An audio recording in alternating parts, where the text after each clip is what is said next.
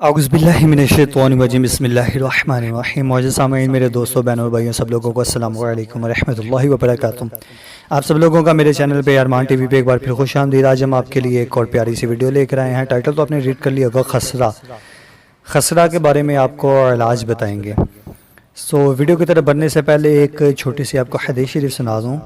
حضرت عمر بن خطاب رضی اللہ تعالیٰ عنہ جمعہ کے دن کھڑے خطبہ دے رہے تھے کہ اتنے میں نبی کریم صلی اللہ علیہ وآلہ وسلم کے اگلے صحابہ مہاجرین میں سے ایک بزرگ تشریف لائے، یعنی عثمان رضی اللہ تعالیٰ عنہ۔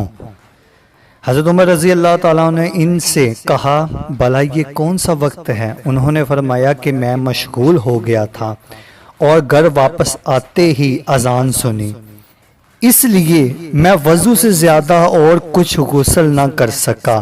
عمر رضی اللہ تعالیٰ عنہ نے فرمایا کہ وضو بھی اچھا ہے، حالانکہ آپ کو معلوم ہے کہ نبی کریم صلی اللہ علیہ وسلم نے غسل کے لیے فرماتے تھے۔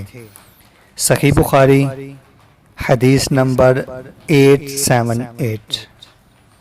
ویڈیو کو طرف بڑھنے سے پہلے آپ میرے چینل کو سبسکرائب کر دیں، گھنٹی کے بیل کو پریس کر دیں تاکہ میرے نئے آنے والی ویڈیو سب سے پہلے آپ کو ملے۔ خسرہ بچوں کے لیے ایک مصیبت ہے جو زمانہ قدیم سے چلی آ رہی ہے۔ یہ سانس کی نالیوں اور گلے اور ناک میں سوزش کے ساتھ بخار کی شکل میں آتی ہے اور اچھے بڑے بچے کو بے حال کر جاتی ہے۔ پروفیسر اشفاق احمد خان نے WHO کے لیے دنیا کے اکثر ممالک میں خسرہ کی اعضاء رسانیوں کی تحقیق کا جائزہ لیا۔ ان کا کہنا ہے کہ بیمار ہونے والوں میں سے کم از کم 25% بچے ہلاک ہو جاتے ہیں۔ یہ درست ہے کہ جدید علاج اور معمولات سے شرح اموات میں کمی آئی ہے، لیکن جدید علاج کی وجہ سے تھوڑی سی کمی آ گئی ہے، لیکن بیماری کے دوران فاقہ کشی کے بعد دل، کان اور دماغ اور کافی آرام کے باعث بھی اموات ہوتی رہتی ہے۔ اس لیے جب ان سب کو جمع کریں تو بات 25% پر ہی ٹھہرتی ہے۔ مغربی ممالک میں خسرہ کو چیچک کی آسان سی شکل قرار دیا جاتا رہا۔ حضرت حشام رضی اللہ تعالیٰ عنہ فرماتے ہیں کہ میں نے فاطمہ بنت المظر رضی اللہ تعالیٰ عنہ سے یہ واقعہ سنا ہے۔ میں نے اسما سے سنا ہے کہ ان کی موجودگی میں ایک عورت نبی کریم صلی اللہ علیہ وآلہ وسلم کی خدمت میں حاضر ہوئی اور ان سے یہ سوال پوچھا، اے اللہ کے رسول، میری بیٹی کو خسرہ نکل آیا تھا جس کی وجہ سے اس کے تمام بال گر گئے۔ میں نے اس کی شادی کرنی ہے، کیا میں اس کو نقلی بال لگا دوں؟ انہوں نے فرمایا، اللہ تعالیٰ نے، یعنی کہ ہمارے نبی پاک صلی اللہ علیہ وآلہ وسلم فرمایا، اللہ تعالیٰ نے لعنت فرمائی ہے بال لگانے اور بال لگوانے والیوں پر۔ اب ہم اس کو بھی شارٹ کرتے ہیں کیونکہ میں آپ لوگوں کا ٹائم بچاتا ہوں، تھوڑا سا ہنٹ آپ کو دے دیتا ہوں تاکہ آپ لوگوں کو سمجھ لگ جائے۔ اب ہم آپ کو اس کی علامات بتاتے ہیں۔ بیماری کی ابتدا بخار سے شروع ہوتی ہے۔ اکثر بچوں میں یہ بیمار زیادہ نہیں ہوتا لیکن 102 تک جا سکتا ہے۔ شدید نزلہ کھانسی کے ساتھ آنکھیں سرخ ہونے کے ساتھ ساتھ روشنی پسند نہیں کرتے۔ دوسرے دن منہ کے اندر ہونٹوں کے اندرونی طرف نیلگو دانے نکلتے ہیں جن کے ارد گرد گلابی حاشیہ ہوتا ہے۔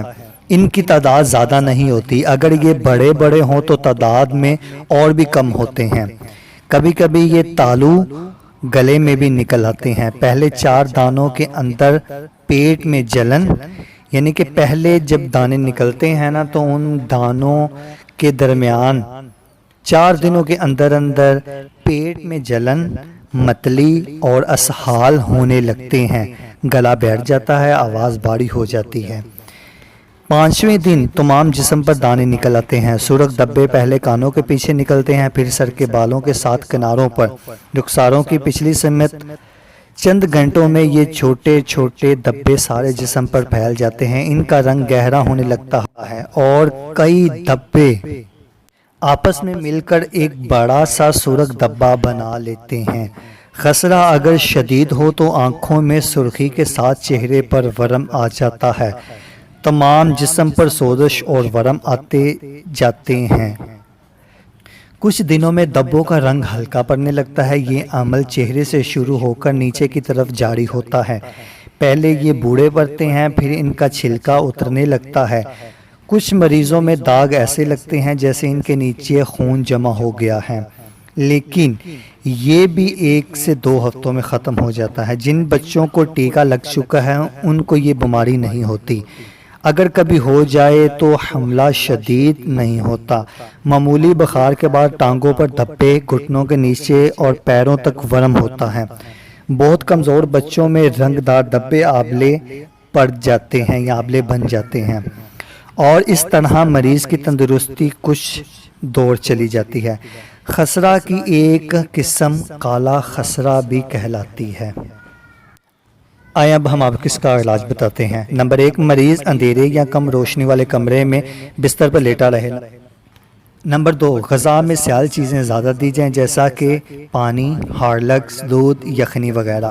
نمبر 3، بخار کی شدت کو کم کرنے کے لیے ڈسپرین یا پیراسیٹامول کا شربت یا گولیاں دی جائیں۔ نمبر 4، کھانسی کی شدت کو کم کرنے کے لیے کھانسی کے شربت۔ نمبر 5، بورک ایسڈ کے صاف پانی میں ابال کر آنکھوں کو دن میں کئی بار دھویا جائے۔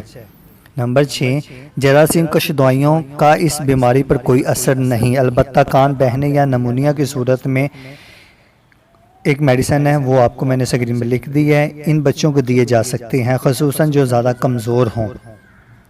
آئی تھنک یہ پتہ نہیں میڈیسن ہے یا کوئی اور چیز ہے، میں اس کے بارے نہیں جانتا، پہلی بار ہی پڑھ رہا ہوں۔ نمبر 7، جسمانی قوت کو بحال رکھنے کے لیے وٹامن اے بی سی کی گولیاں یا شربت لگاتار دیے جائیں۔ خسرہ سے بچاؤ کا ٹیکہ۔ خسرہ کے وائرس کو لیبارٹری میں پرورش کرنے کے لیے کمزور کیا گیا اور اس کی ویکسین 1963 میں بنائی گئی۔ اس ویکسین کا ٹیکہ جسم میں خسرہ کی بیماریوں سے کیفیت پیدا کرتا ہے اور اس ٹیکے لگنے سے عمر بھر کے لیے قوت مدافعت پیدا ہوتی ہے۔ یہ ویکسین شیشی میں سفوف کی مانند آتی ہے جس کے گلنے کے لیے علیحدہ سیال ہوتا ہے۔ اس دوائی کی انتہائی کم درجہ حرارت پر رکھا جاتا ہے۔ دوائی کے علاوہ سیال کو بھی درجہ ٹھنڈا رکھا جاتا ہے۔ اس ویکسین کو اگر عام کمرے میں رکھا جائے تو بیکار ہو جاتی ہے۔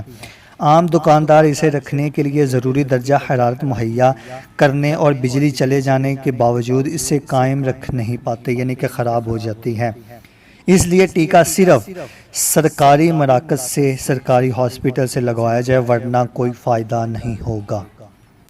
اس لیے مراکز ہفتہ میں ایک خاص دن مقرر کر لیتے ہیں، اس خاص دن میں بچوں کو زیادہ سے زیادہ اکٹھے کرتے ہیں اور ایک دن جمع کر ہی بچوں کو یہ ویکسین طلب کرنی پڑتی ہے۔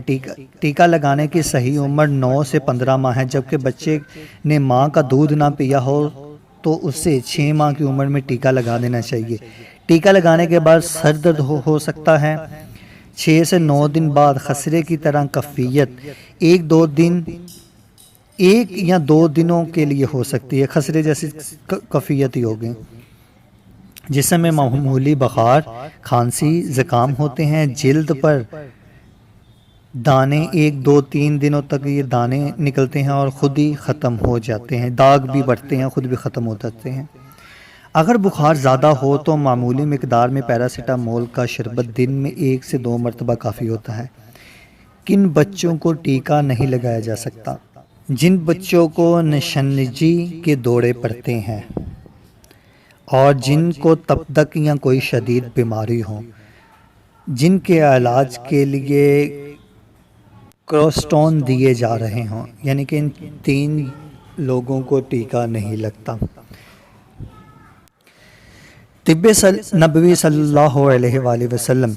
جدید طب میں خسرہ کا علاج نہیں، علاج زیادہ تر درامدات علامات کی شدت کے کم کرنے پر ہے۔ طب نبوی اس مصیبت میں امید کی روشنی رکھتی ہے۔ نمبر 1، منہ کے آبلوں اور کمزوری کے لیے گرم پانی میں شہد بار بار دے، یہ کمزوری کو دور کرتا ہے، پھپھڑوں کو توانائی مہیا کرتا ہے اور سوزش کا علاج ہے۔ نمبر 2، بچے اگر زیادہ کمزور ہوں تو اسے رویل جیلی کا آدھا ٹیکہ روزانہ پلایا جائے، اگر میسر آ جائے تو اس کی جگہ رویل جیلی کا شربت بھی دیا جا سکتا ہے۔ نمبر 3، خسرہ کے خلاف شہد کی مکھی کے چھتے میں ایک زبردست ہتھیار کی صورت میں ہوتا ہے جسے ہم جالی کہتے ہیں، بدقسمتی سے یہ دوائی بیرونی ممالک میں تو مل جاتی ہے لیکن پاکستان میں نایاب نہیں۔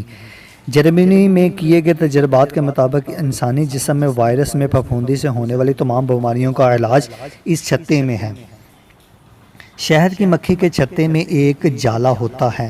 انگلستان میں لوگوں نے اس جالے کو لے کر چنے کے برابر مریضوں کو گولیاں کھلائی اور خوب فائدے اٹھائے۔ نمبر 4، چونکہ خسرہ بھی انفلوئنزا کی طرح وائرس سے پیدا ہوتا ہے، اس لیے انفلوئنزا کے علاج میں مذکور تمام علاج اس میں بھی اسی طرح کارآمد ہوں گے۔ آپ لوگوں کو تھوڑا سا میں نے ہنٹ دینا تھا، آپ آگے خود سمجھدار ہیں۔ اگر آپ کو میری یہ ویڈیو اچھی لگی تو اس ویڈیو کو لائک شیئر کمنٹ ضرور کر دیں، میرے چینل کو سبسکرائب کر دیں، گھنٹی کے بیل کو پریس کر دیں تاکہ میرے نئے آنے والی ویڈیو سب سے پہلے آپ کو ملے۔ ملتے ہیں ہم نیکسٹ ویڈیو میں، دعاؤں میں یاد رکھیے گا، تب تک کے لیے اللہ حافظ۔